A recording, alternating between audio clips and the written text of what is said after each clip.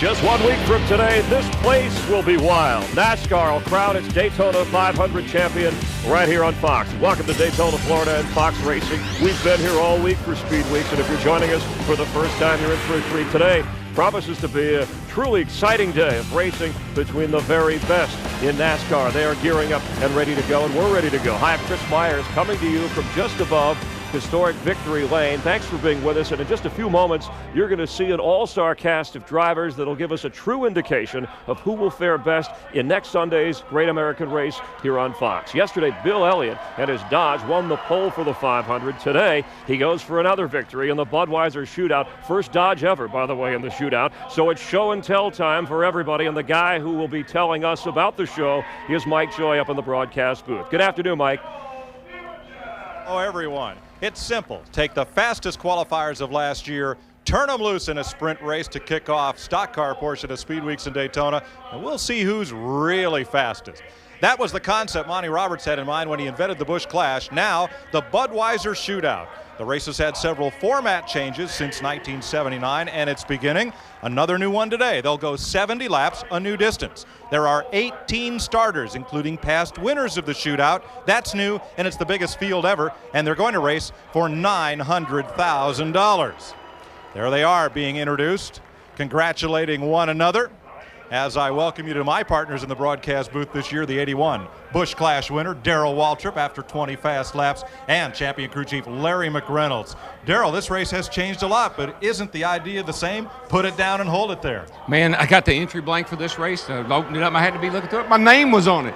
I was eligible to run this race, and I thought I broke out in a cold sweat, because this is a race that you're glad you're in, but you hate to run it. So it's one of those emotional times when you walk down to your car and you just hope that at the end of the day you finished it and didn't have any trouble. Larry, how would your setup differ today than it would for your Daytona 500 car? Well, it's still a long race, but you know, it's a non-points race. Pays a lot of money, so a lot of the engine guys have left their qualifying motors in. But to me, the real story of the day is the strategy on the crew chief's shoulder. That mandatory pit stop, it has to be on the green. Change at least 2 tires. When to make that stop is the real key, but no matter when you make it, you got to have a partner. You can't get caught out there by yourself. Well, let's go trackside down to Larry's and our Fox All-Star pit crew, led by the editor of Speedway Illustrated. Here's Dick Bergeron. Thanks, Mike. In 1987, Bill Elliott won the pole for the Daytona 500. He did that again yesterday. In 87, Bill Elliott won the Budweiser Shootout. He hopes to do that today. And in 87, when Elliott did all those things, he also won the Daytona 500. Will history repeat? Stick around. Let's go to Matt Yoakum. Dick, the 70-lap big money non-points race may favor Dale Earnhardt. He's won 5 of the last 9, but this year there's new competition, son Dale Jr. But now the question is, with $200,000 in bragging rights on the line, how are they going to race after trading paint in practice? Steve. Oh yeah, but guys, don't overlook Jeff Gordon. He's been in this race 7 times. He's won it twice. Last year he was second. He's qualified well for the 500. This is about building momentum, and oh yeah, no more rainbow. There's flames on this car. It's on fire, Jeannie Zelasco. Oh, it's not where you start, but where you finish. We all know that, but Tony Stewart couldn't be more pleased to find out he will be starting in the 4th row, right next to his Joe Gaines racing teammate, Bobby Labonte. 2 guys plan to stick together. They're going to use each other, draft a lot. Tony told me that he is going to follow Bobby wherever he goes, even if he goes off the track to a concession stand. Can you blame him, Chris, considering Bobby is the defending Winston Cup champion? All right, I would not, Jeannie. Thanks, Jeannie and team. And as you get a look there, how important is winning the shootout in the big picture? Well, the same winner of the shootout has gone on to win the Daytona 500 5 times, including last year with Dale Jarrett. He's done it twice. We're getting ready for the Budweiser Shootout. Counting down to the Daytona 500, Jeff Hamilton, Ken Squire joining us when we return on Fox.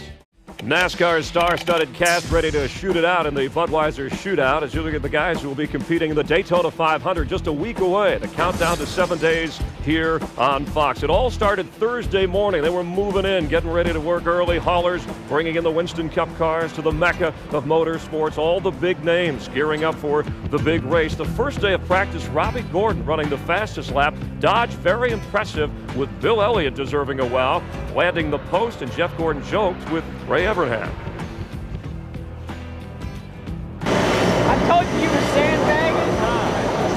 All right, yeah, speaking of sandbagging, Jerry Nadeau lost the second spot when his car was disqualified for being too low.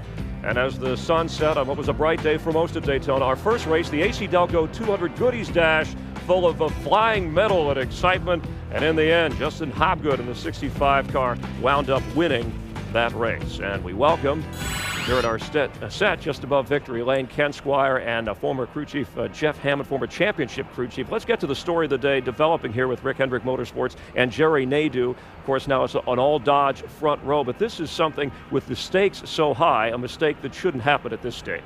Well, Chris, I wouldn't necessarily say that.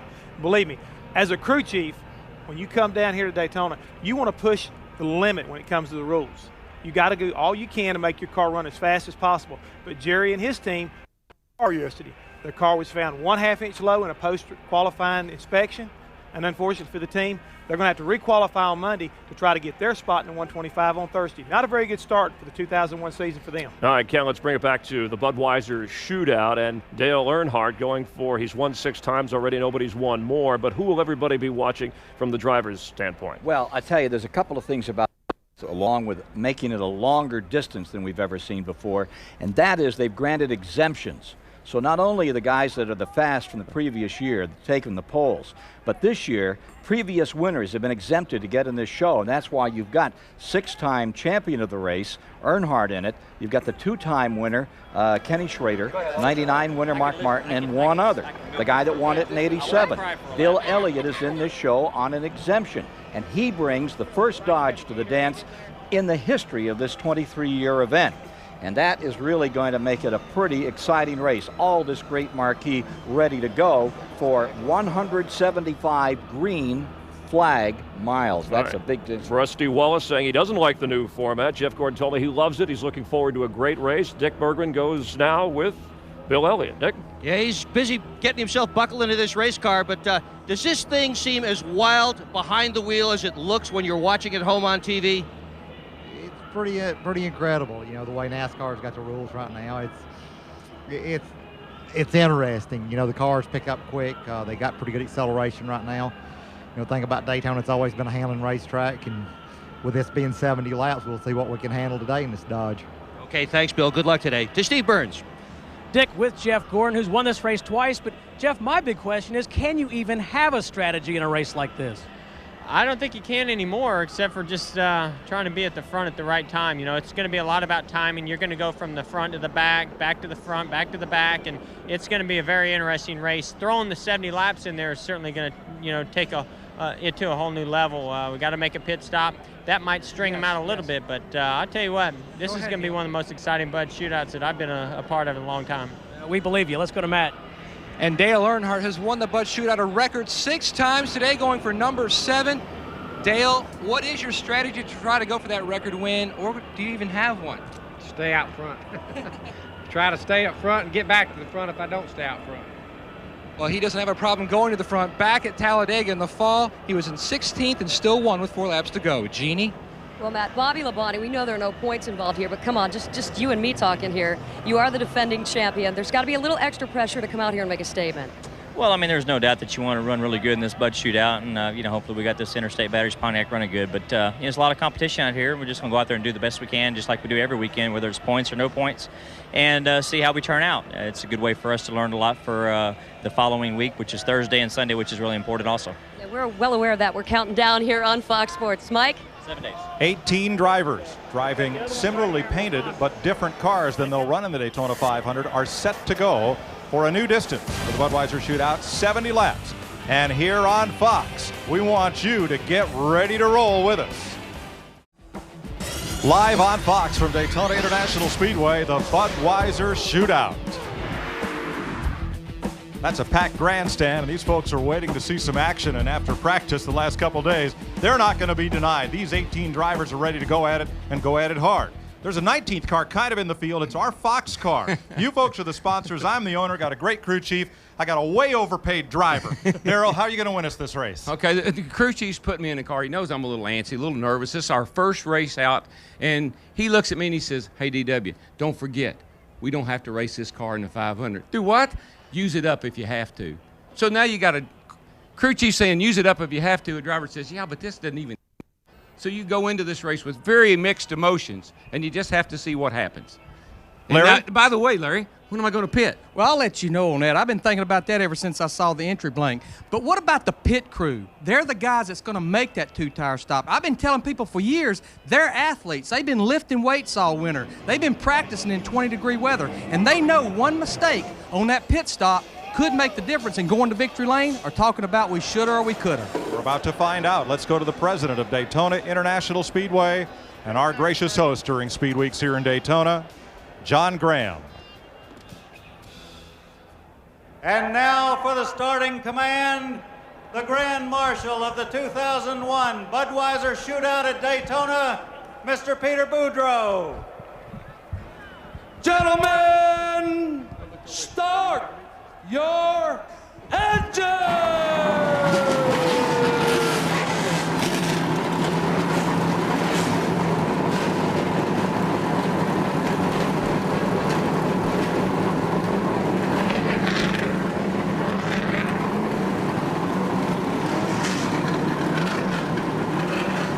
The time for talk is over.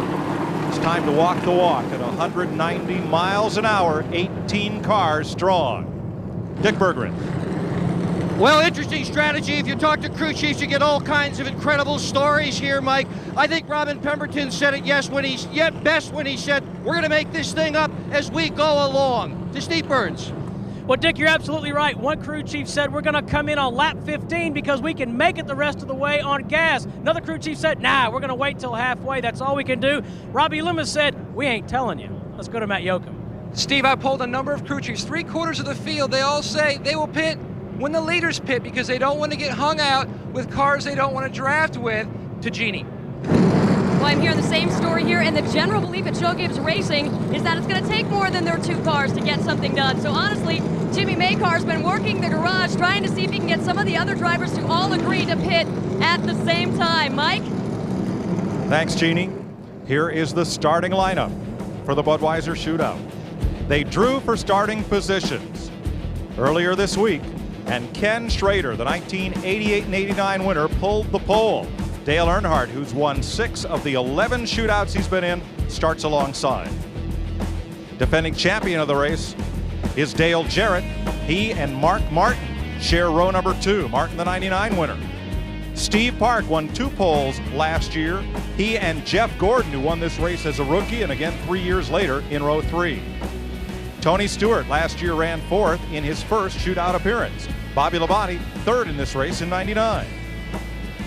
Front row, Joe Nemechek won the Talladega pole to make his 3rd shootout. Dale Earnhardt Jr. won a pole at Charlotte and Michigan. He's a rookie in this race. Ricky Rudd, 12 previous appearances. And Terry Labonte, the 85 winner. Bill Elliott, the only Dodge in the field, the 87 shootout winner. He won the 500 a week later, as you've heard. And Jeremy Mayfield finished 5th in this race last year. The 1998 shootout champion, Rusty Wallace, and Jeff Burton making his 2nd appearance in the pole winners race. Ted Musgrave won the draw as one of the 2nd round fastest qualifiers to represent them in this field, and Mike Skinner in the shootout for the 4th straight year. That is your 18-car field as they begin to form up behind the pace car. The Budweiser Shootout at Daytona live on Fox, and it's coming at you right after this.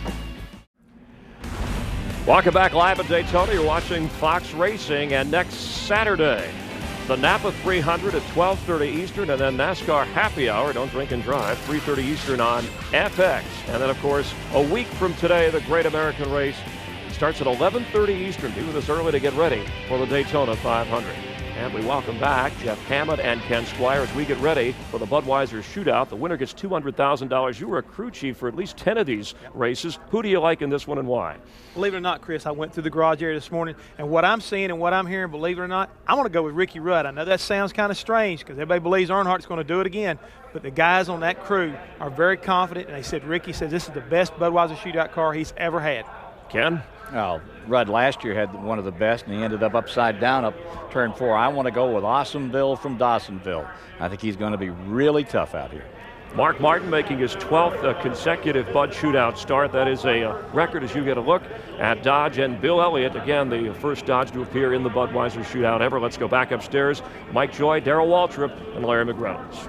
Well, I think the Earnhardts are going to be tough to beat because, as in horse racing, it's an entry. If you pick Earnhardt, you're getting 2 cars, father and son. Plus a teammate. Steve Park. Steve Park. Larry? Trying to pick the winner of this race is like trying to pick what the weather's going to be like in 9 months, and it always has been. You always have an underdog that shines. I think, though, if you look at history, you got to look at Earnhardt Sr., you got to look at Jarrett, you got to look at Gordon, but I like those Gibbs teammates, Bobby Labonte and Tony Stewart. All right, we're a lap and a half away from finding out. In the Budweiser Shootout of 2001, you are watching NASCAR on Fox. You're riding with Ricky Rudd, one of our group's pick to perhaps win this race. Now, I had a Quinella with the Earnhardts. Darrell's got one, too. Yeah, somebody named Jeff will win this race. There's a couple of those. Light is out atop the safety car. That means next time by, we are going green. Caution laps do count. Each car must make a mandatory pit stop under the green flag and change at least the 2 right side tires. And this race cannot end under caution. No, it can't. Right now, everybody's tense. The tension is really high because you're coming around for your first green flag of the 2001 season. And down here, differently than any place else, it's a lot about what will happen in the inspection room over there before they put these cars on the line.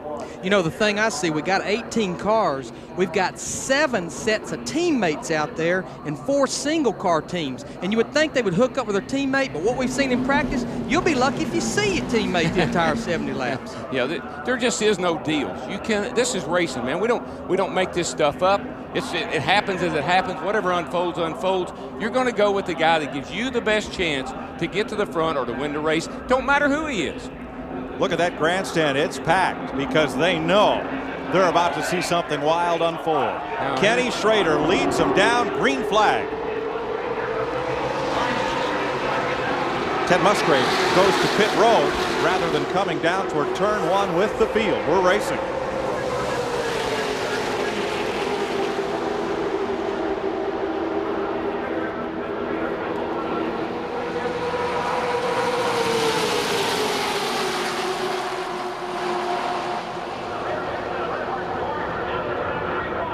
Three wide, here we go.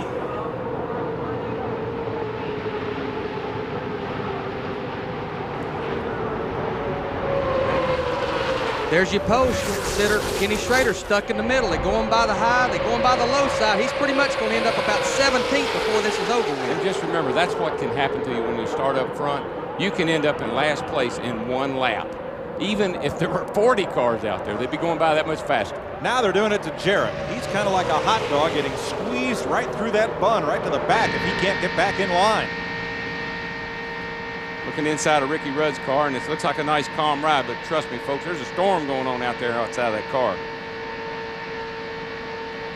If you listen, even through the corner, the RPMs almost never change. They may lose about 100 RPMs in the corner because they're flat on the mat all the way around this place, and they will be for 70 laps. That's what the crew chief always asks. How much are you losing in the turns? I say, if you want to know that, you get in here and watch the gauge. I ain't got time. Jarrett went back to 14th place before he got in line. Now it's Steve Park, who went from 5th to 1st in car number 1. Now he's getting the squeeze. 3 wide there.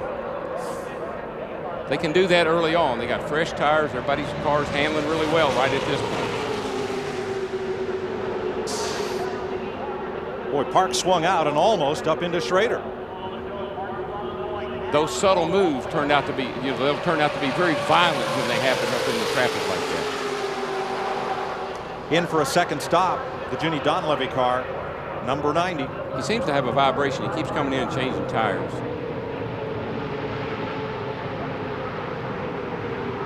Here's Jarrett storming back toward the front. Not much luck there. Mayfield there with Bobby Labonte. Darrell, you said a minute ago that, hey, if crew chief wanted to know something, to get in with you. Remember that one time down Talladega you told me that, and I got in with you? Yeah, and we went 210 miles an hour.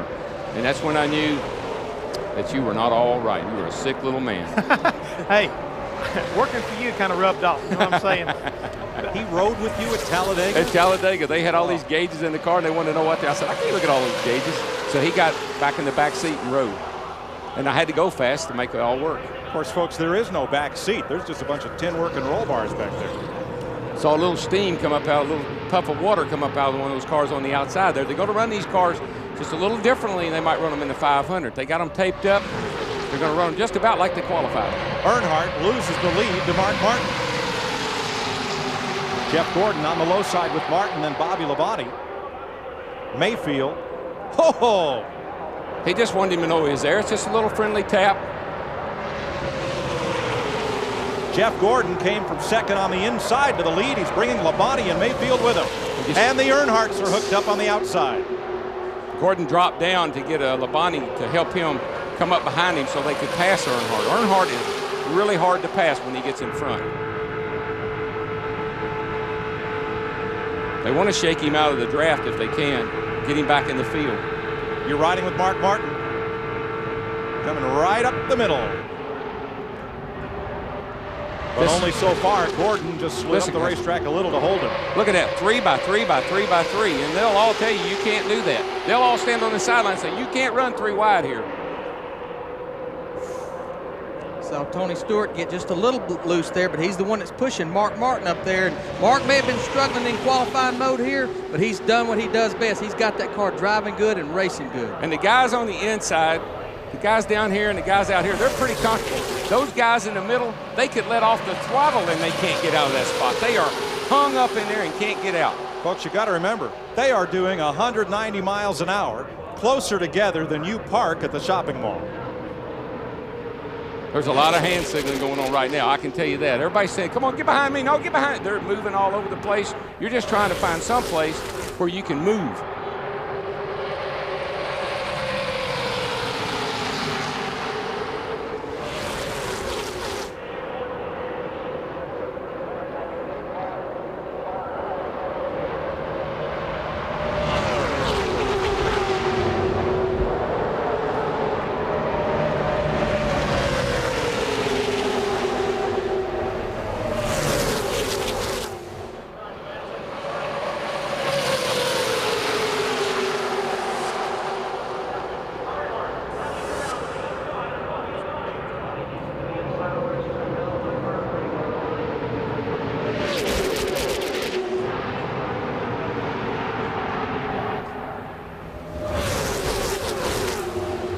Well, Jeff Gordon at the point has had the 2 Earnhardts right behind him, but Bobby Labonte brings his teammate, Tony Stewart, and that orange number 20 right up to the front on the inside. Let me tell you, Dale Earnhardt has no intention of running any further back than he is right now. He knows if he can stay up in the front, he can win this race. He gets back in the pack, he get beat up, get pushed around, you don't have a chance.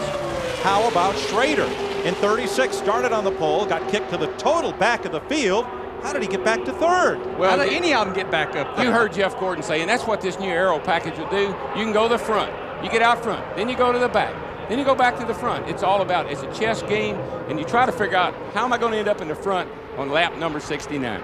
Schrader has won this race twice, but not in the past 11 years. Earnhardt is wearing the rear bumper paint off of that 24 car. Oh, they're drafting all right, Larry. They're bump drafting, baby. And you can do that down the straightaway, but, you know, you don't want to try that in the turns. You don't want to be in yaw or turn. No, you don't want to have that wheel turn one way or another and get bumped.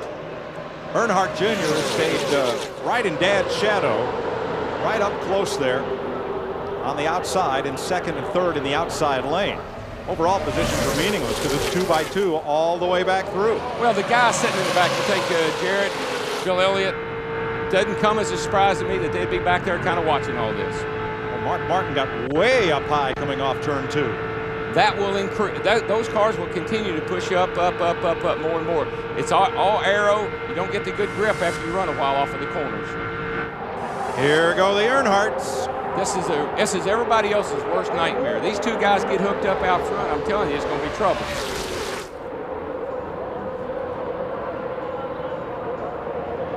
Now, is Dale Sr., is he going to leave Son hung out to dry there? If he gets a chance, do you think he'll drive down in front of Jeff Gordon, or will he stay right there, Darrell? Right now, he'll work with his son. I wouldn't count on that all day, though. Now Gordon's closest teammate is Terry Labonte, who is well back on the outside lane, 4th in line. Terry Labonte will lay back there at the back, watch all this action. Very conservative driver, takes his time, patient. When it comes time to go, he'll be up there. There are the Gibbs cars, 18 and 20, Labonte and Stewart. Now Earnhardt and his son are technically not teammates. Richard Childress owns the number 3, but Earnhardt owns his son car, and blood is thicker than money. I was going to say, you'd think it'd be a little thicker than whether they're teammates or not. Oh, goodbye, Gordon. He's cat caught in the middle. He's in the middle. See you in the rear, Jeff. He will go the rear just because he wants to when he gets caught in the middle like this.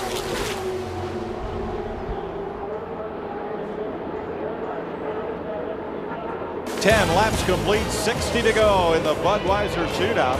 Earnhardt, Labonte, Earnhardt, Gordon, and Stewart on Fox.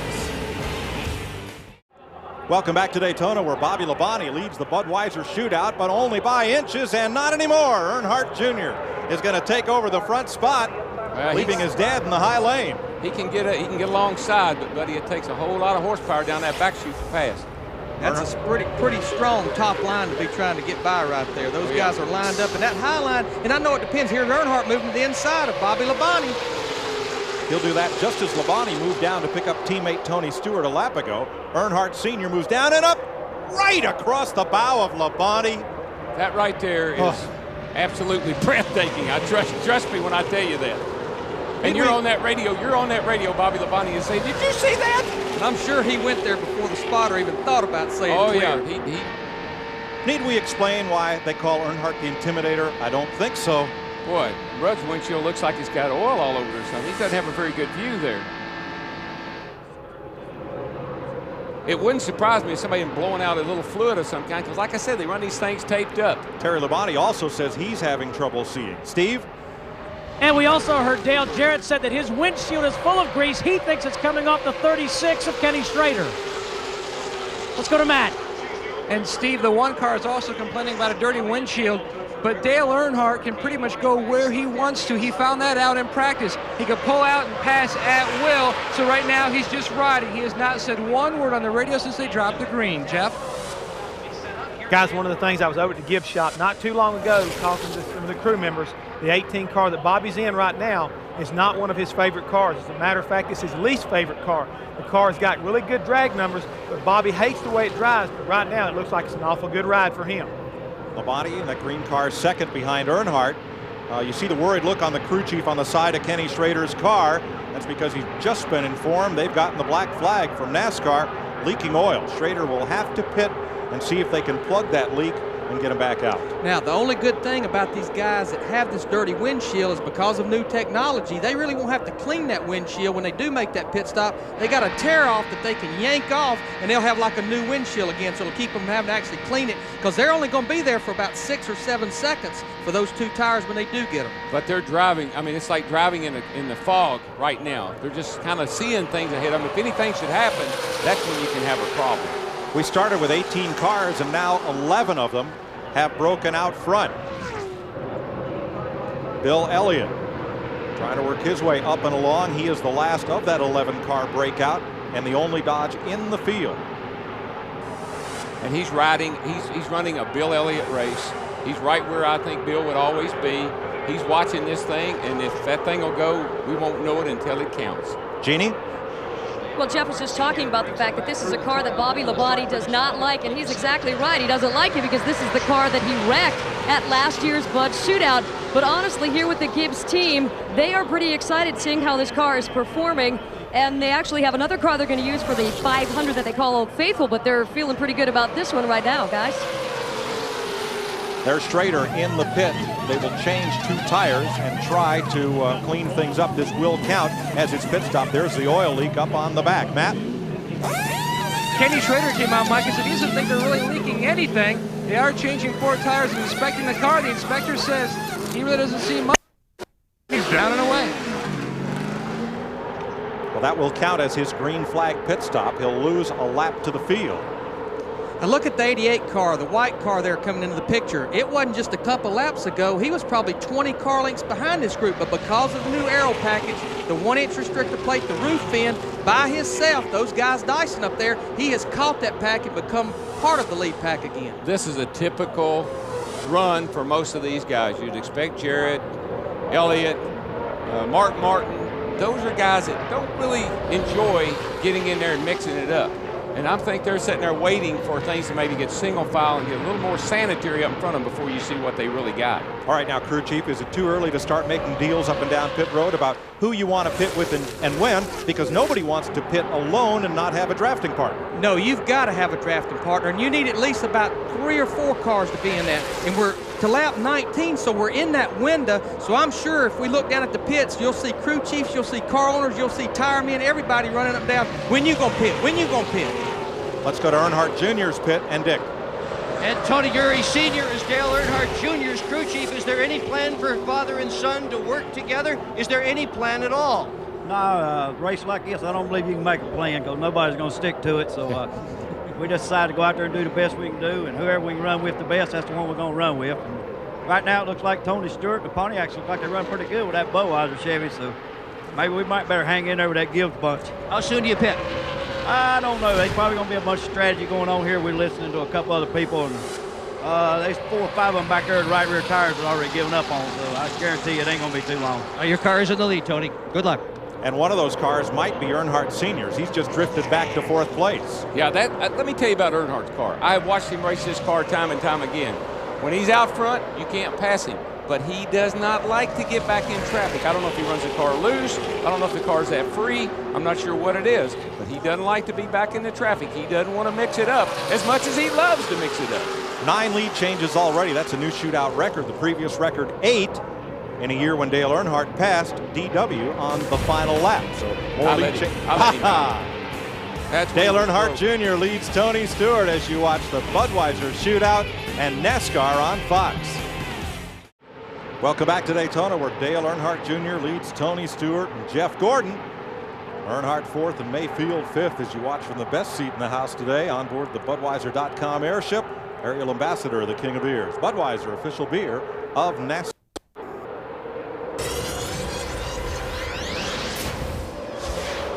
The Budweiser Shootout continues with 23 green flag laps. Kenny Schrader and the 90 of Ted Musgrave have made their pit stops. Jeff Hammond. Mike, one of the things here at Daytona, normally on a long run, cars start to pick up a push.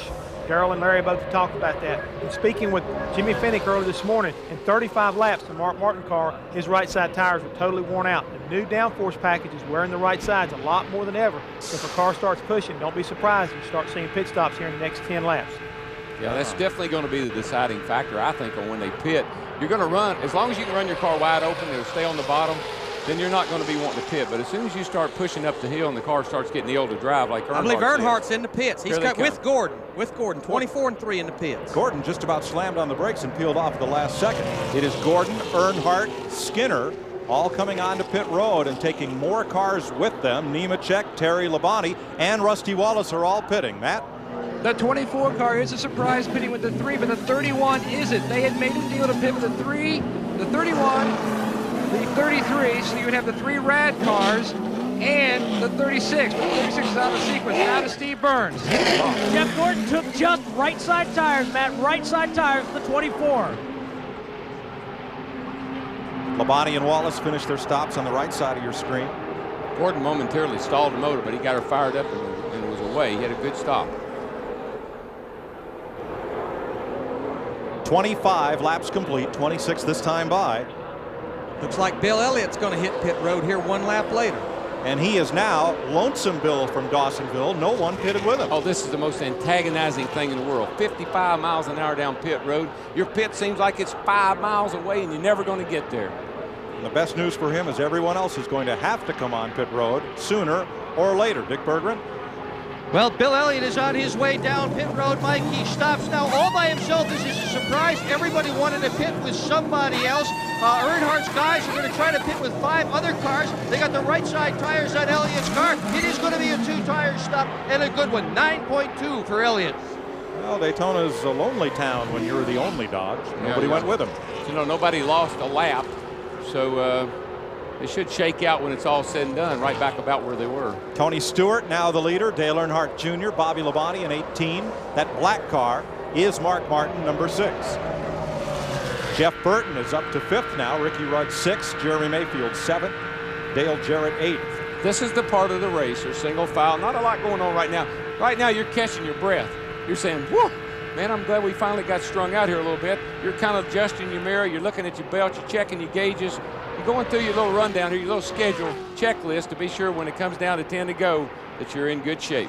Gordon and Earnhardt have hooked up together 3/4 of a lap behind the leaders. Here they are, and there's quite a gap back to the lead pack. And I'm sure you won't see no racing out of the 24 and the 3 car. They need to stay in line. They need to keep making up as much ground as they can. You look back about 15 car lengths behind them, you see Bill Elliott.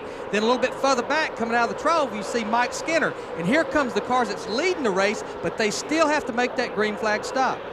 Mike Skinner is the fellow who got left behind when all that group pitted. Ooh, Labonte climbs the hill down in turn 1. Well, that could be tires. Once they start doing that, I mean, you lose grip and you just start chasing it up that hill. Everyone back in line. Now Martin pulls to the inside to take advantage of Labonte. Larry, I might not have been able to make it to that 50 laps I wanted to run to. You'd be wanting them tires twice. I think I'd probably be hollering right now, who said 50 laps? Now, the only gamble on the cars that have not pitted yet, should we get a caution and they go back racing, they still got to make that green flag stop where your Gordon, your Earnhardt, your Elliott, your Skinner, they've already made theirs. So it's a little bit of gamble as these guys stay out there longer and longer. Larry, would you have brought our car in with them? I would have done been there. When I saw Gordon and Earnhardt hit pit road, I'd find me one car and I'd be on pit road.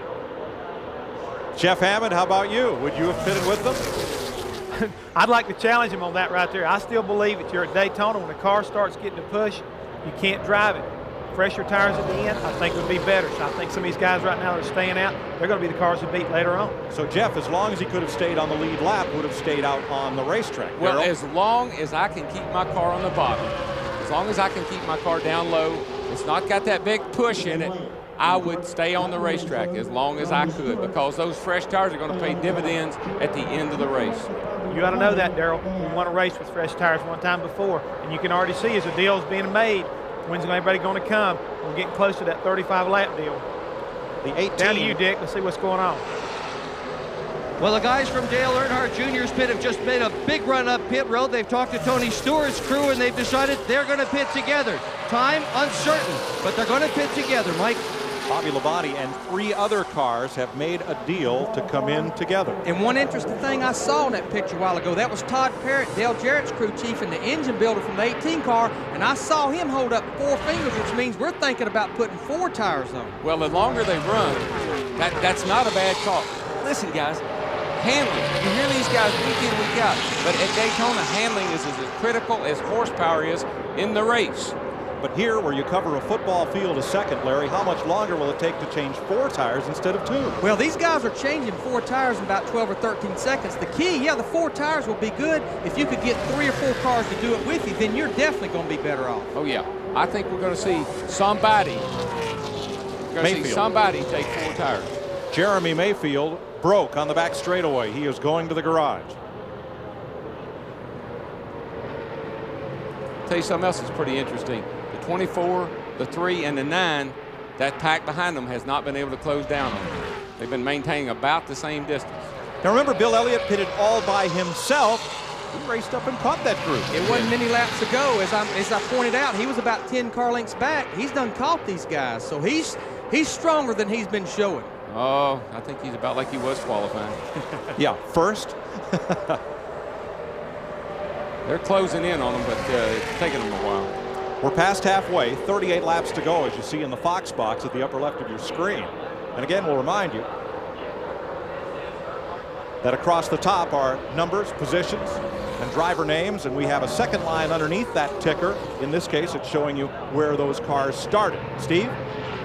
Well, Mike, Larry McReynolds was exactly right. The 88 and The 18 are going to pit together. I talked to Mark Cronquist, the engine tuner on that 18 car. He said they are, in fact, cutting a deal to come down pit road, and the 88's going to have to do some work. They're a little bit loose. Let's go to Jeannie Zelasco. I'll tell you what, that deal is growing because we are told that the 18 car worked out a deal with up to 4 or 5 teams to all pit at the same time. Bobby Labonte will take 4 new tires. As a matter of fact, they're going to take the air pressure down on that right rear tire about a pound. Now, if Tony Stewart, Dale Jr., and Labonte lap the 24, the 3, and the 9, and a caution comes out, now what? Then you got a different story. Now what kind of deal are you going to make? Closing in to perhaps lap Gordon, Earnhardt, and Elliott. Tony Stewart, your race leader, number 20. Matt? Mike, I spoke to Greg Zipadelli, Tony Stewart's crew chief. He said that, yes, a number of people have come into their pits trying to make deals. Basically, he says we're coming in between lap 40 and 55, and whoever else will come with us will, but right now we have about 5 cars. The guy that pits last, that's the guy that wins.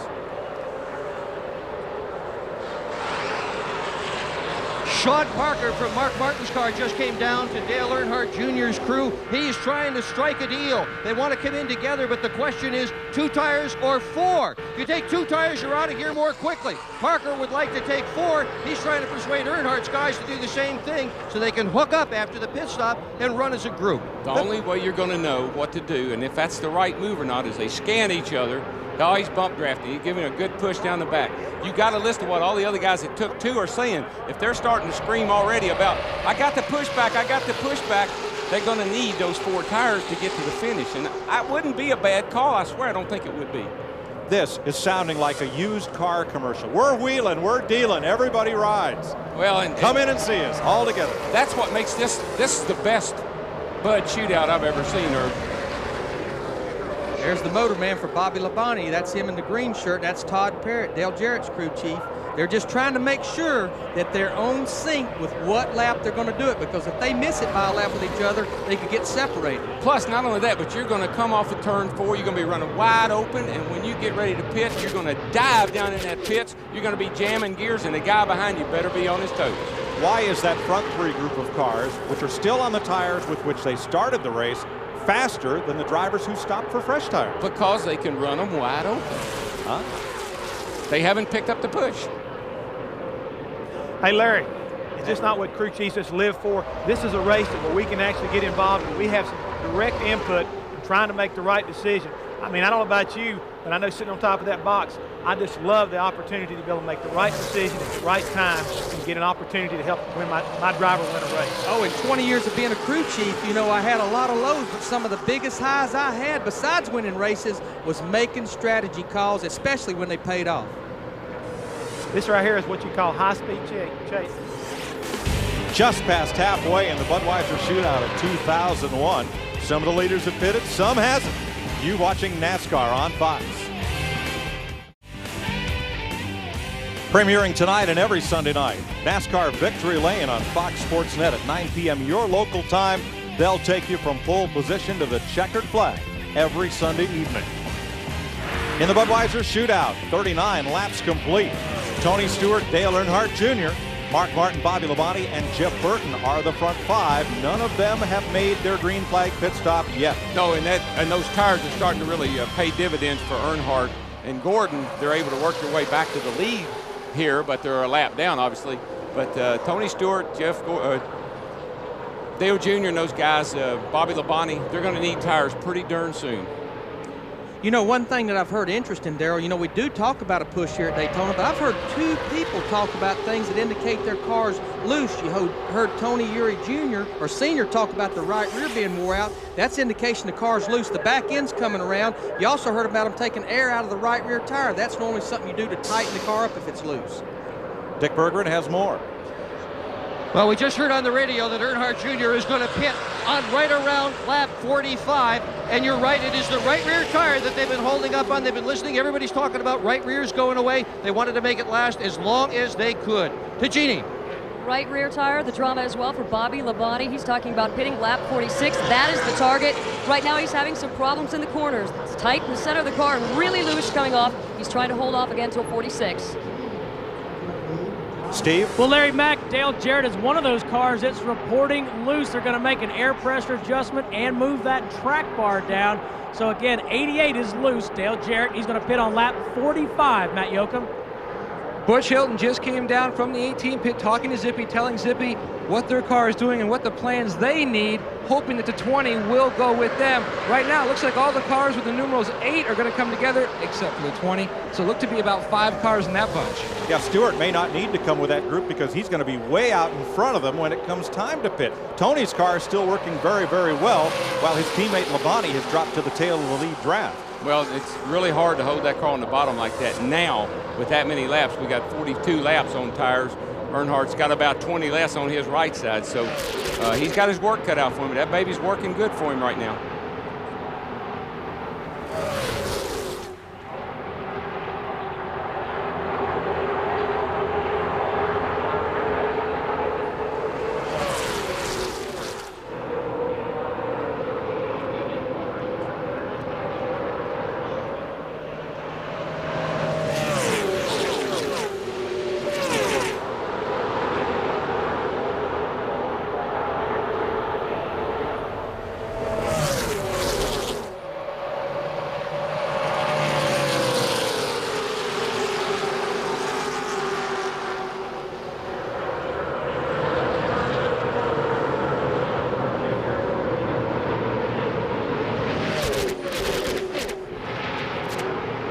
Ted Musgrave has gone behind the wall, joining Jeremy Mayfield as the 2 cars out of the event thus far. 43 laps complete, 27 to go.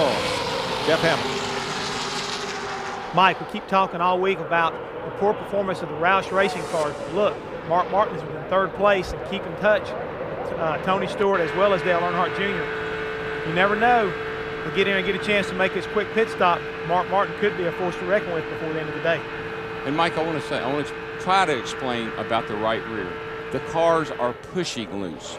You basically have the wheels turn hard left, and that makes the car go around the turn like you want it to. But the longer you run, the more you have to turn it to the left, to the point to where if you've ever driven on ice or snow, you get the wheels turned so far, then the back end wants to come around.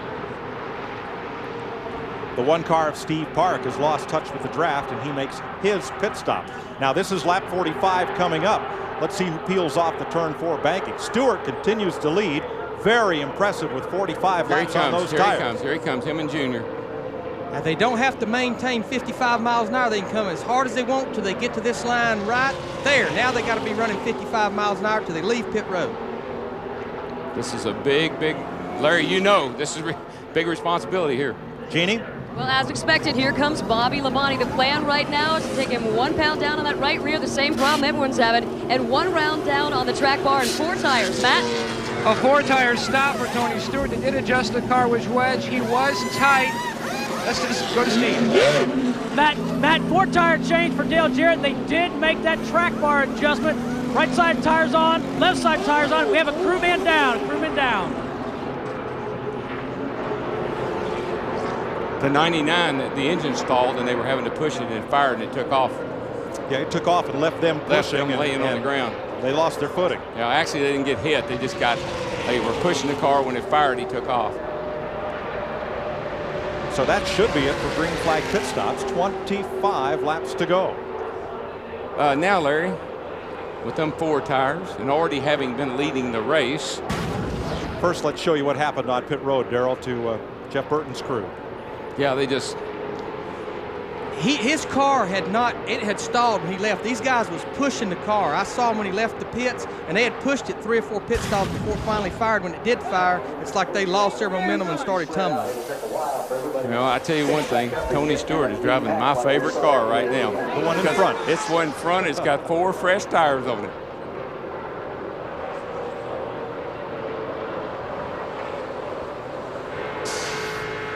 You're riding with the leader, Mark Martin, who took on only 2 tires when many of the others took 4.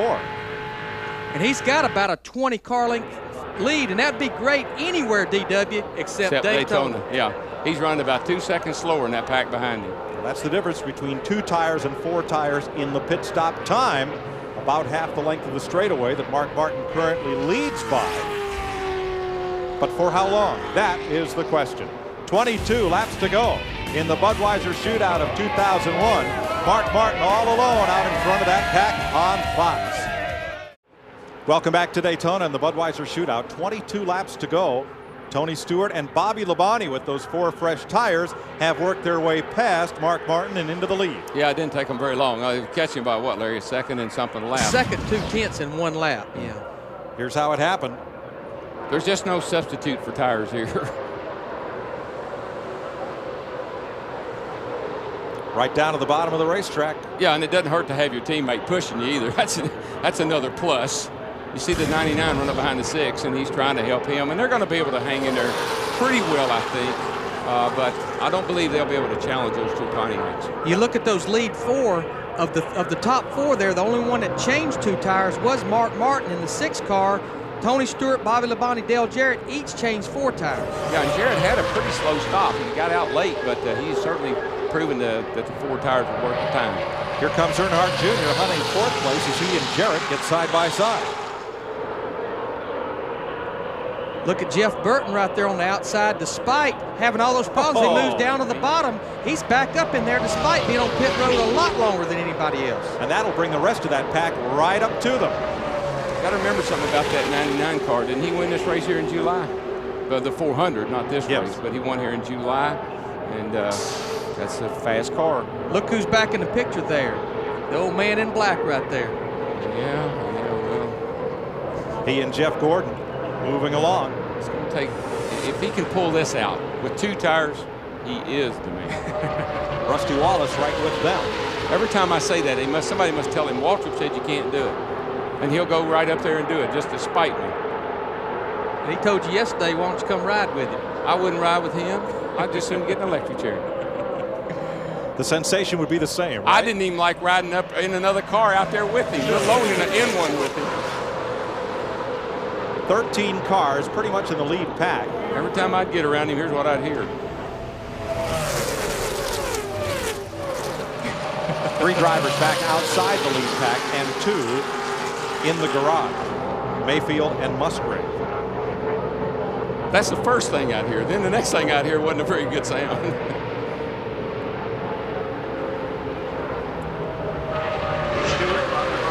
Mike Dale Earnhardt came on his radio and told his spotter, Danny Culler, go over to Gordon's spotter and tell him that we need to work together to fall in line because we are both on older tires, or else we are going to lose this pack. There are the spotters high above the Winston Tower, 2 floors above us, and way above the racetrack. They need to be eagle-eyed because at times those cars are a mile away from their vantage point. Well, what everybody's doing right now is they're preparing themselves for the final 5 laps. The spotters are cleaning their glasses and their binoculars, and they're sipping on their drink up there, and they're getting ready because they know this thing is going to pick up the action with 5 to go. Look at Gordon on the inside. Evidently, Danny Culler delivered that message. Earnhardt there, I think he had his arm out the window. No, it was waving, was it, or was it just the? That was a roof flap on the 18 car was flapping up and down. Oh gosh.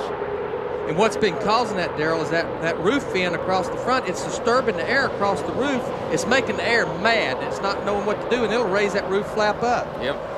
We've seen that in a number of incidences when the cars are in groups. And look what happened to our leader, Tony Stewart. He got drop kicked. Well, I know what he'll be saying. These tires ain't very good.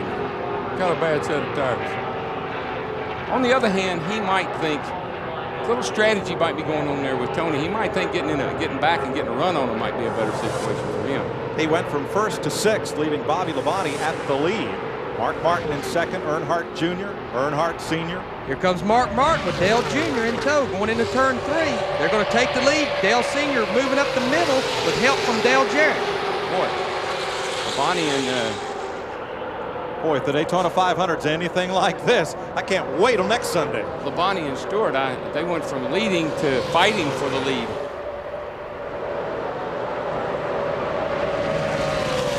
And here comes Junior with a look to the outside. I got to say, these cars have got a lot of grip. Some of them just to have those older tires on. I told you, DW, trust me, them 2 tires will be just fine. Now, did Earnhardt Jr. move up to the outside to pick up his dad in the draft, or did he just move to go? Yeah, I'm pretty sure that's what he did. One of those. Yeah. I'm thinking he wants his dad to get behind him. I tell you, when he gets in front, he could be somebody to deal with. There's a little bump drafting there at the end of the back straightaway between the Earnhardts. The reason they hit at the back there, at the end of the straightaway, with the plate and the drag these cars have, the front car slows way down at the end of the straightaway. That gives the guy behind him a little run on him, but when he hits him in the rear end, it shoots that lead car forward just like he hit the afterburner.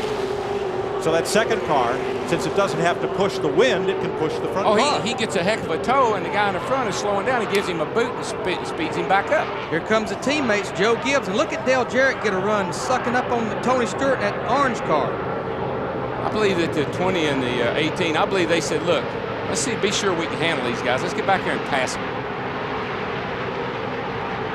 They're going to catch up Terry Labonte here in a second. Whoa. Lap down. 18 car went way high there. Not a good move. Look at Earnhardt Sr. in the 3, shuffled to the back of that pack once again. That's all about, he can't, I think he's probably having trouble holding it wide open every lap. A little arrow push and somebody getting the wrong place, and he's got to let out the throttle a little bit. And you see Terry Labonte there, he's a lap car, but did you see Tony Stewart down? He's hunting any little draft he can get. Even though Terry's running slower, it still was a little bit of poking, a little bit of hole in the air for him. I think what happened then was the 18 and the 20, they got shoved out of line just a little bit, but I think you can see how quickly they came back to the front. Look, here comes Bobby Labonte, Tony Stewart. Oh, a little bit of bump in there. Dale Jarrett decided he needed to get back up on the racetrack. He was running out of racetrack. That funnel was getting smaller. And Dale Jarrett is a nice man, but I wouldn't do that to him. No.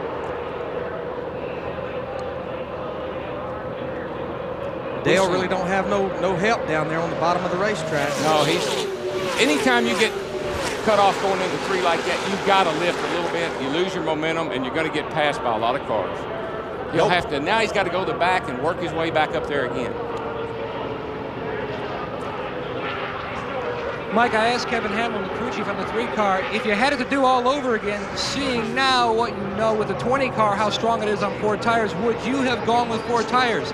He says, no, I think we go 2, because this thing's not over yet. Here comes Junior for the lead by his lonesome on the bottom. That was strong. That was strong. Here comes Stewart right back after him. That's horsepower down the back. That's Whoa! Tony gets loose there off turn 4. That's handling off of turn 4. That's a handful off of turn 4. That might have even scared Junior. I don't know. Scares me. I'm way up here. Oh, Junebug, he got to look at the back of that Pontiac in. Watch this. Coming off of turn 4, he's got that thing cranked down under him, and he says, hello. Oh, yeah. Junior never even flinched. He didn't even look over. He didn't even know he was there. Nah, he didn't. It bothered him a bit. That's Jeff Gordon way on the inside with that pack of cars. Rusty Wallace breaks out of the front pack, goes to the bottom. They're all chasing Tony Stewart, who won 6 races last season to lead the league. Dick Berggren? We're listening to Dale Earnhardt, the elder, and he just told his crew he has to run up high. He said, I can't run anywhere else. Mike? Well, that's not good news if you want to win this race, unless you have a lot of help up there. It is and it isn't. I mean, at least he can run somewhere. A lot of times the cars get so ill you can't run them anywhere. So he's found, that's a good thing about an Earnhardt or a Gordon or a Jarrett, those guys, they'll find a place to make their car work. See, now he has Rusty Wallace with him in the 2, up on the high side. There are just 10 laps to go. It's kind of a shame. I'd like to see this go on all afternoon. And where did Rusty Wallace come from? Way I don't think back. we've mentioned Rusty Wallace all day. Where did this whole pack come from? It wasn't long ago we had about 5 or 6 cars. Now we got 13 back up there in the lead draft. And 2 young guns on the point, Tony Stewart and Dale Earnhardt Jr. I believe that Junior's car is a little faster than Tony's car, but Tony's car's just got those 4 tires, gives him a little bit more grip through the turns. Now, the crew chief's talking to their drivers. What kind of input feedback is going on right now? Right now, the crew chief isn't saying a word. The crew chief can't do nothing. It's driver keeping his mouth closed, crew chief keeping his mouth closed, spotter doing the work right now. The only guys that are saying anything are the ones at the back, and they're giving out a whole bunch of excuses why they ain't up no closer to the front. There's nothing that crew chief can do now. They can talk about what they should have done after this race, but pretty much for the next 9 laps, they've got what they got. Jarrett's on the inside trying to make a move. No one goes with him, and he makes a move, but it's back one spot. Yeah, well, he had a car. You know, he run up to the front there a while ago. He's trying to work his way back. Really what he's doing. He'll need some help to do it. Can't get anybody down there with him. That's his teammate in the black car there on the outside, Ricky Rudd. Man, you look over and you know it's your teammate, and you say, hey, bud, I'm the help. Can't do it right now, Pard. I got to go. Catch you later. Yeah. He's going to go back to about 9th position. And here he comes through turn 2, trying to picks up a spot, goes back a spot. As you can see, they keep the cars that got 2 tires are running higher and higher and higher. Bad news is, boys, they're going to run out of racetrack here in a little bit. Jarrett back to 10th. Tries to slip up in line, but can't do it in front of Schrader, so he'll go back to 11th. Ricky Rudd now makes a run. I was going to say, didn't somebody pick Ricky Rudd to win this thing? I believe that was our partner, Jeff, down there. He's been in the pit. Oh, he's been in the garage. He got some inside information. But nobody seems to be able to go alone. Rudd gets back in line just as Gordon breaks out on the bottom. You get such a run right at the end of these straightaways, right at the end of going into turn 1 and right at the end of the back, and if you got room to go. And Gordon just climbed the hill and almost got to the turn 2 wall. From Mark Martin. And Schrader slipping past. Now, as long as these two, Stewart and Earnhardt Jr., stay single file, can anyone do anything with them? The only place is going to be at the end of the straightaway. Well, look at Jeff Gordon as he climbed the hill. Well, he did that on purpose. He wanted to get up and pick those cars in front of him, wanted to get that draft coming off turn 2. I know it looked ugly, but that's what he was trying to do. 6 laps to go. Now it's Labonte getting shuffled. Bobby Labonte. Bobby has got to be a little frustrated because he was up there right behind his teammate. He's got 4 tires. That old car, that car that he didn't like, he's going to like it a whole lot less when this is over with. Well, when you come to Daytona as the Winston Cup champion, you find everybody gunning for you?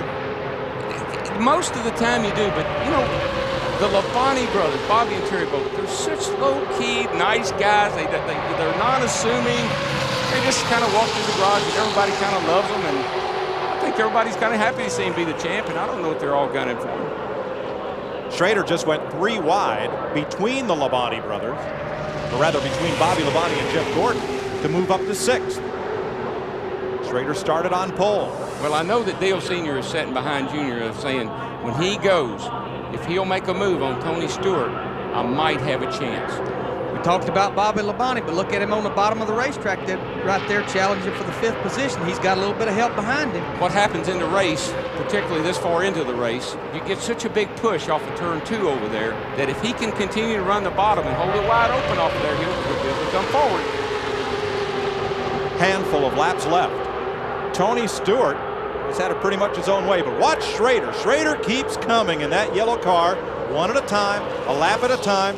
If he can get a little help from Bobby Labonte, he may move up here past Rusty Wallace. He's doing a good job down on the inside, and here comes Labonte with him. I tell you, this is a chess match. I wouldn't know who to pick right now. Schrader started first. Dropped back as far as 17th, all the way back up to 6th. An up and down day. The trend is up. You know, you'd have thought he was doomed having to pit early. And whoa, that's more than bump drafting. That's get out of my way. Oh, man, that will absolutely put your heart in your throat. Dale Jr. moved low. Tony moved low with him. Then Dale tried to yank it back and got just a little bit loose right there going into turn 3. Dale's car it's really fast down the back straightaway. He can really get a run on Tony, and Tony's going to have to be on his toes, or he's going to shake him out. He's going to pass him going into turn 3, and I'm telling you then the race is on. Schrader falling out of line. Motor trouble. 3 laps to go. Is Schrader out of gas? He could. That's exactly what it is. That's exactly what it is. Remember, he stopped at lap 17. Yeah. Matt? The bad news, Ken Schrader is out of gas. Oh. Pitted early because of the black flag for the oil leak and tried to stretch it. Here comes Earnhardt to the bottom on Tony Stewart. What is this all about? Well, he can see the air. He can also smell the money. It's 2 laps away. I think it's that open face helmet. I think it's something about that helmet that lets him feel. He don't see anything. I think he feels something.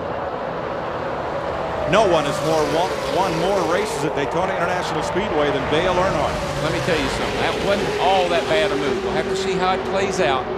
But I think Tony Stewart was feeling like he might not be in a good position leading this thing on the last lap. Darrell, they are running that high side of that racetrack. And don't count out Rusty Wallace. He's kind of snuck his way back up to the front pack there, the 98 winner of the shootout. I think Tony Stewart thought better of leading on the last lap. I think he wanted to get Earnhardt shook out and see what he could do with it. Look at Tony Stewart, no help, and he goes by Earnhardt on the bottom side going into turn 3 and 4. I'm not so sure they didn't touch because Earnhardt really took off up the hill. White flag. A Pontiac has never won this race. Stewart leads the bell lap in a Pontiac. Here comes Earnhardt, Wallace, Jeff Burton, and Gordon to the inside. Let me tell you what, Tony Stewart is doing some good mirror driving right now. Look at the run. Dale Jarrett gets there behind Jeff Gordon on the bottom side of the racetrack. Boys, the race is just getting ready to start. Hang on to your helmet. Where do you swerve? Well, nowhere yet. All right, now go. This is it. Down to turn 3, final time. If he doesn't get him here, he doesn't get him. 3 wide going into turn 3. Dale Jarrett pulling Bobby Labonte along with him. He's up to 4th. But it's not for the big money. Tony Stewart, the Rushville, Indiana Rocket, leads him off the corner. Earnhardt may have one last chance. It's over. Tony Stewart wins the Budweiser Shootout over Dale Earnhardt and Rusty Wallace. That was a fun race to watch. How many lead changes do you suppose we had? I won't talk about it at the start-finish line, but on the entire race. To show the effectiveness of NASCAR's new aerodynamic package. In last year's Daytona 500, which was a bit of a snoozer, Dale Jarrett dominated, only 9 lead changes. Here we ran just 70 miles and had 19 lead changes. And that was at the line. Oh, man. Stewart wins the shootout in his 2nd appearance. He's the 14th different driver to win it. There's Kensington, Connecticut's Greg Zipadelli, the crew chief. And it's the first win for a Pontiac in this race, Steve Burns. And Greg Zipadelli, the crew chief, congratulations. That was nerves of steel on the driver and the team, man. That's Home Depot Pontiac. Ran great all day. Tony, he's just done a great job. We've been learning these restrictor plate races. I think we've had really good cars. I haven't been making some of the best calls, and Tony, we're kind of learning. He did a great job today. He did what he had to do. All the guys on the crew have worked real hard all winter, tweaking on these cars, and we got a good one. I think our 500 car is a lot better than this one, so we're pretty excited. Congratulations. Thanks. Open wheeler, IndyCar racer, Silver Crown, sprint cars, midgets, Winston Cup cars, doesn't matter. If it's got an engine, put Tony Stewart in it. He'll find a way to win. You're watching NASCAR on Fox. The Budweiser Shootout has been won by Tony Stewart. Pontiac Grand Prix congratulates Tony and his wide track attack team on yet another victory. Wider is better. There's the pass for the win with 2 to go on Dale Earnhardt. It really was, and Dale looked like he took off up the hill there just a little bit, but maybe he did on purpose to try to get a run on Tony as they come off turn 4. But I got to tell you, boys, I am worn out. I got blisters on my hands. How about this fella, fresh from 70 laps work? Tony Stewart wins in his 2nd Budweiser Shootout appearance. Dick Bergman. Well, congratulations, Tony Stewart. Tell us, was it driver, car, crew, strategy? What won this thing for you today? Playing the restrictor plate game. I hate this stuff, but it worked for us. With his crew chief, Greg Zipadelli, congratulating him. What are you learning? You said as soon as you got into victory lane, you said, I'm finally learning this game. What did you learn that helped you today? I'll tell you what, when you got Dale Earnhardt behind you, he's going to pull every trick out he can to win here. And he's won so much here that you got to pay attention to what he's doing. And I'll tell you what, I can't thank Dale Earnhardt Jr. enough. I mean, him and I worked together all day long, and whether he was leading and I was behind him or vice versa, we really worked well to get today. And that's something I'm going to be looking forward to next Sunday, him and I working together again, because we really ran well. We ran up front all day, and we were able to really get some runs on some guys. So, I don't know if his old man's going to be very happy with him, but him and I had a good day nonetheless. All right, congratulations. Matt's with Earnhardt. Well, Dale Earnhardt made a great drive, nearly pulled off your 7th Bud Shootout victory. The 4 tires versus 2, was that the difference? Well, I reckon. I don't know what they did, but my car was awful loose, awful pushy.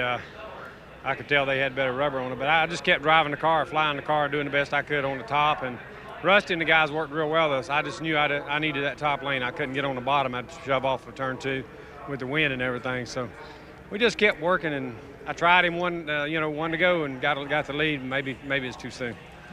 Well, he finishes second. I'm told down here, speculation is the 20, the 3, the 2, and the 9 will be headed for a trip to the wind tunnel later tonight. Now to Steve.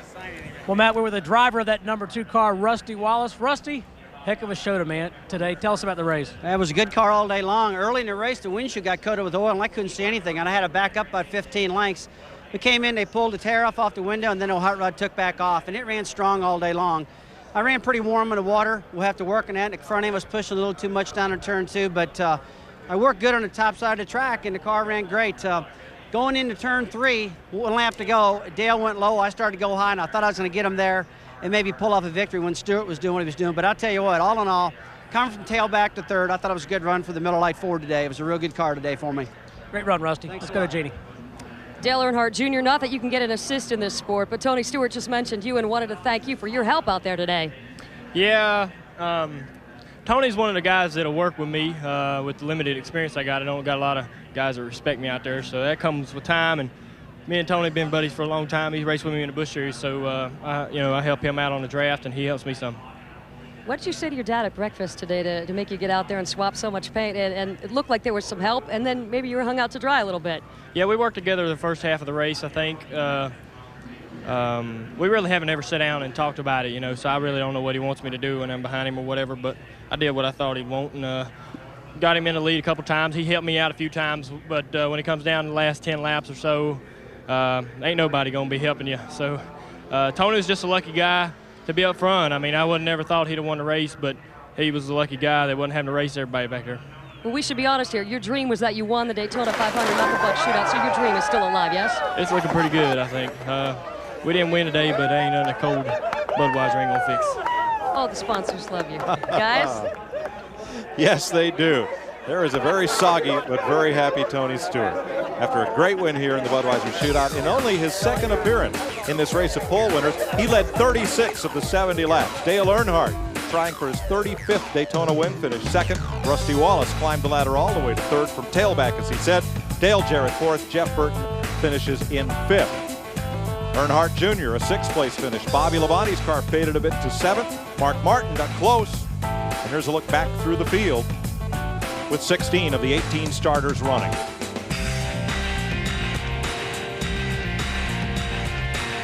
Tony Stewart wins the Budweiser Shootout, and we'll have lots more from Daytona International Speedway. You are watching Speed Weeks on Fox.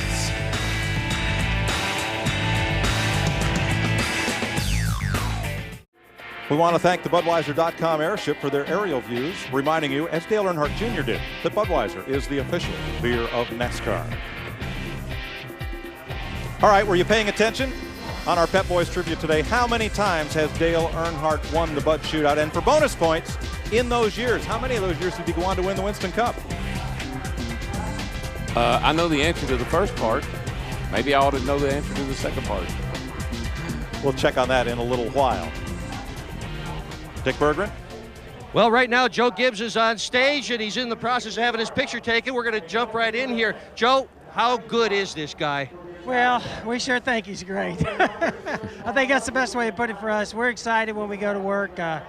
When we got drivers like Bobby and Tony, we go to work excited because we know if we can get them the right car, we got a chance to win the race. And we're proud of both of our guys. Tony today drove a great race, and it was great to see him get his first win here.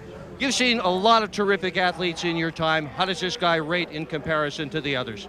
Well, I think he feels like he belongs. You know, some athletes, feel like, hey, they just want to make the team, and then I think other athletes want to be great. I think Tony's one of those guys who would like to be great, and so we just hope we can do our part. Zippy did a great job. The whole team is a great team effort, and Lord bless us with a great day, and we're just thrilled.